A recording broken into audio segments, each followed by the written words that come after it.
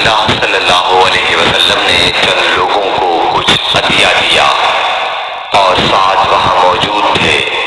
وہ کہتے ہیں کہ رسول اللہ صلی اللہ علیہ وسلم نے ان میں سے ایک شخص کو کچھ نہ دیا، حالانکہ وہ ان میں مجھے سب سے زیادہ پسند تھا۔ میں نے کہا حضور آپ نے فلاں کو کچھ نہ دیا، میں اسے مومن گمان کرتا ہوں۔ آپ نے فرمایا مومن یا مسلمان؟ میں تھوڑی دیر چپ رہ کر پھر پہلی بات دہرانے لگا۔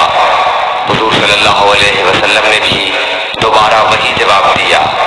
پھر آپ نے فرمایا کہ اے سعد، باوجود یہ کہ ایک شخص مجھے زیادہ عزیز ہے، پھر بھی میں اسے نظر انداز کر کے کسی اور دوسرے کو اس خوف کی وجہ سے یہ مال دیتا ہوں کہ وہ اپنی کمزوری کی وجہ سے اسلام سے پھر جائے اور اللہ اسے آگ میں اونھا ڈال دے۔ صحیح بخاری حدیث نمبر 27۔